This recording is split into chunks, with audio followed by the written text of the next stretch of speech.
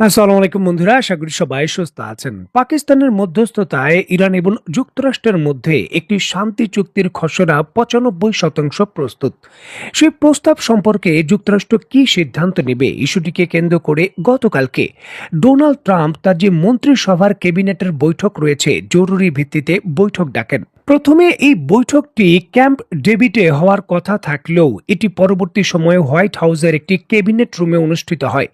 বৈঠকে ইরানের পরিস্থিতি এবং শান্তি চুক্তি নিয়ে দীর্ঘ আলোচনা হয়।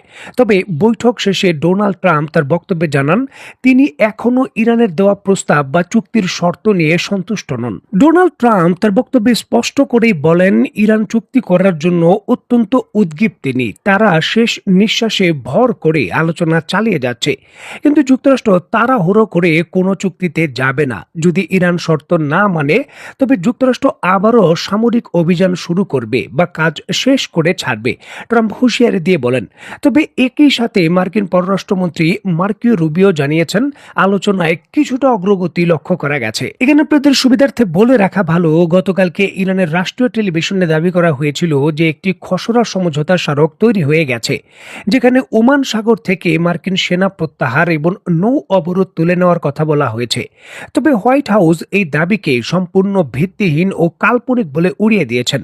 ট্রাম্প জানিয়েছেন আলোচনা চলছে, তবে এখনো কোনো চূড়ান্ত চুক্তি সই হয়নি। দেখুন, যে কোনো ধরনের চুক্তিতে মৌলিক যে চাওয়া পাওয়া যুক্তরাষ্ট্র এবং ইরানের ছিল সেখানে কোনো অগ্রগতি নেই। ইরান চুক্তি কার্যকরের শর্ত হিসাবে ইরান তাদের 20 থেকে 30 বিলিয়ন ডলার যে অর্থ ফ্রিজ রয়েছে তা উন্মুক্ত করে দেওয়ার কথা বলেছে, কিন্তু ট্রাম্প গতকাল স্পষ্ট করেছেন কোনো নিষেধাজ্ঞা প্রত্যাহার নয়, কোনো অর্থ দেওয়া হবে না। ইরান সম্পূর্ণভাবে ভালো আচরণ করলে তবেই ভবিষ্যতে তাদের অর্থ ছাড়ের কথা তারা ভাবতে পারে। এখন চুক্তির শর্তের বাইরে থাকবে এই বিষয়। ট্রাম্প প্রশাসন জোর দিয়ে বলেছে ইরান কখনোই পারমাণবিক অস্ত্র তৈরি করতে পারবে না। ইরান যদি উচ্চ সমৃদ্ধ যে ইউরেনিয়াম রয়েছে 60% পরিশোধিত ইউরেনিয়াম তা ত্যাগ করতে রাজিও হয় বা তা ত্যাগ করে দেয়, তার বিনিময়েও তারা নিষেধাজ্ঞা তুলে নেওয়ার যে দাবি সেটা আপাতত মানছেন না। ট্রাম্প ইঙ্গিত দিয়েছেন দ্রুত একটি সমঝোতায় পৌঁছানোর জন্য ইউরেনিয়ামের বিষয়ে সামরিক স্থগিত আদেশ রেখে টেবিলে আলোচনা তোলা হতে পারে। তবে ইউরেনিয়াম ত্যাগ করার পরও সম্পূর্ণভাবে ইরান যদি তার ইউরেনিয়াম কর্মসূচি বা পরমাণু কর্মসূচি ত্যাগ না করে কোনো নিষেধাজ্ঞা তোলা হবে না। দেখুন, শুধু ইউরেনিয়াম কর্মসূচি সম্পূর্ণভাবে বাতিলই নয়, গতকাল ক্যাবিনেট বৈঠকের পর ডোনাল্ড ট্রাম্প ইরানের সঙ্গে আলোচনায় নতুন একটি শর্ত যোগ করে দিয়েছেন। তিনি ইঙ্গিত দিয়েছেন সৌদি আরব এবং অন্যান্য মুসলিম দেশগুলো যাতে ইসরায়েলের সঙ্গে সম্পর্ক স্বাভাবিককরণে আব্রাহাম অ্যাকর্ড চুক্তি স্বাক্ষর করতে পারে, ইরানকে সেই পরিবেশ তৈরিতে ভূমিকা রাখতে হবে। ডোনাল্ড ট্রাম্প তার বক্তব্যে বলেন ইরান এটি না করলে এই শান্তি চুক্তি করা উচিত হবে কিনা তা নিয়ে তিনি নিশ্চিত নন। পরিষ্কারভাবে বলতে গেলে যুক্তরাষ্ট্র তার গতকালকের ক্যাবিনেট বৈঠক থেকে এমন সিদ্ধান্তই পরিষ্কারভাবে জানিয়ে দিয়েছেন ইরানের সঙ্গে কোনো আপোষ বা কোনো চুক্তি আপাতত হচ্ছে না। পাকিস্তানের মধ্যস্থতায় বলেন বা কাতারের মধ্যস্থতায় এতদিন যুক্তরাষ্ট্র এবং ইরানের মধ্যে আলোচনার নামে যা হয়েছে তা শুধু সময় ক্ষেপণ। মূলত যুক্তরাষ্ট্র সামরিক প্রস্তুতির অংশ হিসাবেই এই সময় ক্ষেপণ করেছে এবং তারা তাদের গতকালকের বক্তব্যে পরিষ্কারভাবেই বার্তা দিয়েছে যে কোনো মুহূর্তে বড় ধরনের সামরিক হামলা যুক্তরাষ্ট্রের পক্ষ থেকে হতে চলেছে। যেহেতু তারা তাদের পূর্বের শর্ত মানেনি, নতুন করে আরও কঠিন শর্ত ইরানকে জুড়ে দিয়েছে।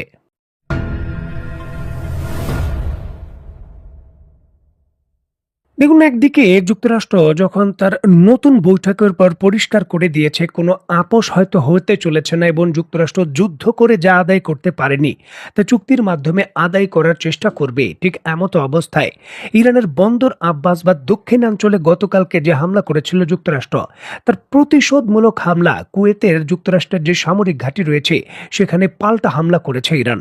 কুয়েতের কর্তৃপক্ষের পক্ষ থেকে যেমনটা নিশ্চিত করা হয়েছে আজকে 28শে মে 2026 একেবারে ভোরের দিকে, কাকডাকা ভোরের দিকে ইরানের ইসলামী রিভলিউশনারি গার্ড কর্পস কুয়েতের ভেতরে থাকা যুক্তরাষ্ট্রের যে আলী আল সালামি বিমান ঘাঁটি রয়েছে তাকে লক্ষ্য করে এই ড্রোন এবং ক্ষেপণাস্ত্র হামলা চালায়। এখানে আপনাদের সুবিধার্থে বলে রাখা ভালো, এই যুক্তরাষ্ট্রের কুয়েতের ভেতর যে ঘাঁটিটি রয়েছে, সামরিক ঘাঁটিটি, এটি কুয়েত সিটির পশ্চিম পাশে এবং ইরাক সীমান্ত থেকে মাত্র কয়েক কিলোমিটার দূরে অবস্থিত। ইরানের দাবি, যুক্তরাষ্ট্রের 4টি ড্রোন যখন ইরানে প্রবেশ করতে চেয়েছিল এবং 4টি ড্রোন ধ্বংস করে ইরান, এরপর মার্কিন সামরিক বাহিনী ইরানের বন্দর আব্বাসে যে পাল্টা বোমা বর্ষণ করেছিল, সেই মার্কিন ড্রোন যুদ্ধবিমানগুলোর যে আলী আসলাম ঘাঁটি থেকেই উড়ে এসেছিল। আর তাই প্রতিশোধ হিসাবে তারা এই ঘাঁটিতেই সরাসরি আক্রমণ করেছে। মানে গতকালকে ইরানের দক্ষিণাঞ্চলে যে হামলা করেছিল যুক্তরাষ্ট্র, সেই হামলায় যে যুদ্ধ বিমানগুলো ব্যবহার করা হয়েছিল সেগুলো কুয়েতের এই ঘাঁটি থেকেই উড়েছিল। আর এই জন্যই এই ঘাঁটিটিকে টার্গেট করা হয়েছে। দেখুন, যদিও কুয়েত সরকারের পক্ষ থেকে দাবি করা হচ্ছে যে ইরান থেকে আগত যে ড্রোন এবং মিসাইলগুলো রয়েছে তাদের আকাশ প্রতিরক্ষা ব্যবস্থা সফলভাবে আকাশেই ভূপাতিত করতে সক্ষম হয়েছে, এর জন্য এই ঘাঁটিটির কোনো ক্ষয়ক্ষতি হয়নি। তবে স্থানীয় সংবাদ মাধ্যম এবং বিভিন্ন সূত্র যেমনটা বলছে, ভোর থেকেই কিন্তু কুয়েত সিটির আশেপাশে ব্যাপক ধরনের বিস্ফোরণের খবর পাওয়া গেছে, যেগুলো ড্রোন এবং মিসাইলের আঘাতের কারণেই হয়েছে। যুক্তরাষ্ট্রের যুদ্ধবিমানগুলো ঘাঁটিতে ওই সময় অবস্থান করছিল এমনটা সুনিশ্চিত হয়েই ইরান হামলা করেছে, এমনটা ইরানের দাবি। এবং ইরান দাবি করছে মিসাইল এবং ড্রোনগুলো হিট করছে।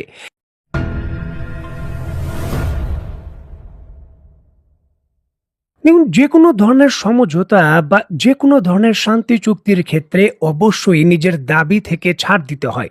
সেটা সকল দেশকে ছাড় দিতে হয়। ইরান যখন তাদের ইউরেনিয়াম কর্মসূচি পর্যন্ত ছাড় দেওয়ার চিন্তা করছে এবং এই বিষয়ে যুক্তরাষ্ট্র বলছে যে এমন সুর নরম করেছে তারা, যুক্তরাষ্ট্র কিছু কিছু ক্ষেত্রে যদি চুক্তি করার ক্ষেত্রে তারা অত্যন্ত ইচ্ছুক হতো, তাহলে কিন্তু হয়তো তারা ছাড় দিত। তবে যুক্তরাষ্ট্রের গতকাল ক্যাবিনেট বৈঠকে যেই সিদ্ধান্ত ডোনাল্ড ট্রাম্প জানিয়ে দিলেন এবং এর পূর্বে বন্দর আব্বাসে যেইভাবে হামলা হয়েছে, পরিষ্কারভাবেই যুদ্ধবিরতির পথে এখন দুই পক্ষ হাঁটছে না। সকালে যেইভাবে ইরান পাল্টা হামলা কুয়েতের যে ঘাঁটি রয়েছে সেখানে করেছে, সামরিক বিশেষজ্ঞরা বলছেন যে চূড়ান্তভাবে বড় সংঘর্ষ শুরু হওয়া এখন মনে হয় শুধু সময়ের ব্যাপার। দুই দেশ তার চূড়ান্ত মিসাইল বা কেউ কেউ এই পক্ষ তার যে যুদ্ধ বিমান রয়েছে সেখানে মিসাইল লোড করে কৌশলগত হামলার যে পরিধি রয়েছে বা তাদের যে সিদ্ধান্ত বাস্তবায়নের জটিলতা রয়েছে সেই বিষয়গুলো নিয়ে সমাধান করছেন।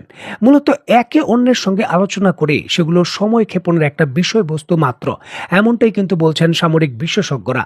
আর এমতো অবস্থায় আরেকটি আঞ্চলিক জটিল যে বড় সংঘর্ষ সেটি শুরু হয়ে যাওয়ারও ঝুঁকি তৈরি হয়েছে। দেখুন, উপসাগরীয় দেশগুলো সকল দেশই কিন্তু দ্বিতীয় দফার যখন সংঘর্ষের উত্তেজনা চলছিল, তখন তাদের পক্ষ থেকে দাবি করা হচ্ছিল তারা তাদের আকাশ সীমা কোনোভাবেই ইরানের পক্ষে বা ইরানের বিপক্ষে ব্যবহার করতে দেবে না, মানে তারা নিরপেক্ষ অবস্থানে থাকবে। তবে যেইভাবে কুয়েতের বিরুদ্ধে অভিযোগ করছে ইরান এবং এই যে হামলা করলো, যে কুয়েতের আকাশ সীমা বা তাদের ঘাঁটি থেকে যুদ্ধ বিমান উড্ডয়ন করে ইরানে আক্রমণ করছে, তার জন্যই কিন্তু এই পাল্টা হামলা।